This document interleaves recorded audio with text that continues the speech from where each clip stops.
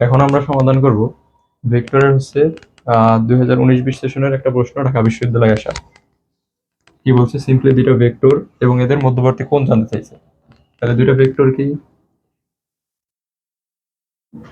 এই ভেক্টর সমান হচ্ছে 3i minus 3j, B vector সমান 5i প্লাস 5k। তাহলে মধ্যবর্তী কোণ কিভাবে বের করা যায়, যে cos theta simply a vector dot b vector হচ্ছে এ ভেক্টরের মান গুণ বি ভেক্টরের মান।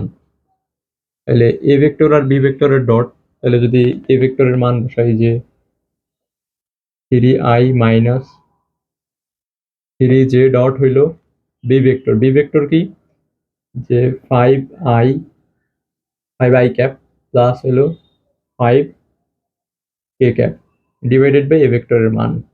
এ ভেক্টরের মান কত, যে সহগগুলোর i j k এর সহগগুলোর বর্গের যোগফল, 3 3 9 যোগ 3 3 9।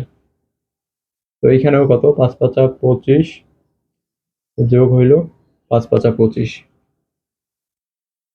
সিম্পলি গুণ করলে কত আসবে, i এর সাথে i ডট i তো হচ্ছে 1, তাহলে 3 5 15। i i আর হচ্ছে k এর মধ্যবর্তী কোণ 90, তার মানে cos 90 এর মান 0, তার মানে বাকি এই যে j i j k সবগুলোর মানই হবে 0, ওগুলো আর লিখলাম না।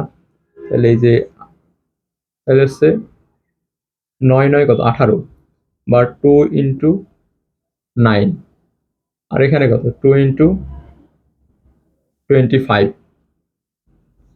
তাহলে 15 বাই হচ্ছে কি লেখা যায় 3√2, মানে 9 কে করলে হচ্ছে 3 আর √2 তো √2, গুণ হইল দিয়া 5√2।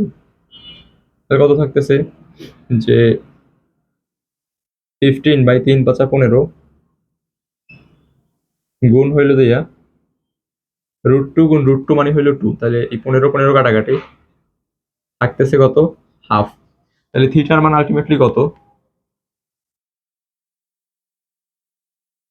cos inverse half.